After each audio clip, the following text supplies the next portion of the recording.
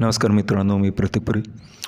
गेल्या काही दिवसांपासून किंवा खरं सांगायचं तर काही महिन्यांपासून म्हणजे लोकसभा निवडणूक झाल्यापासून एक विचार मनात सातत्यानं येतो आहे की उद्धव ठाकरेंनी आता राष्ट्रीय राजकारणात उतरलं पाहिजे.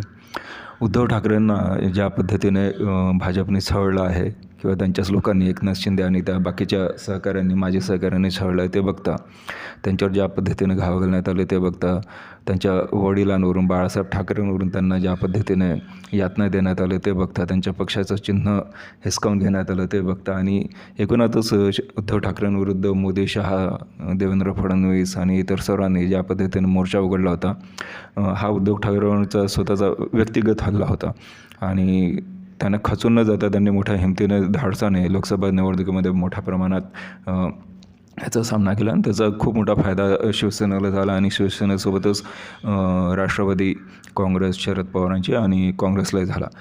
आता राष्ट्रीय राजकारणात जर उद्धव ठाकरे उतरले तर मोदी शहांच्या विरोधात एक अत्यंत प्रबळ सहकारी काँग्रेसला मिळू शकतो, राहुल गांधीला, अरविंद केजरीवाल यांना मिळू शकतो आणि मला वाटतं हे करणं फार गरजेचं आहे.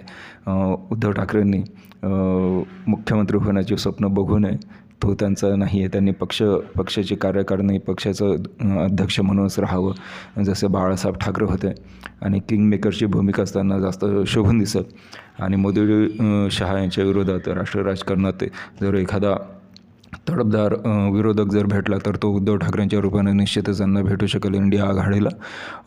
आता यावर हे अर्थात माझं व्यक्तिगत मत आहे, पण तुम्हाला काय वाटतं यावर नक्की मला कळवा. धन्यवाद.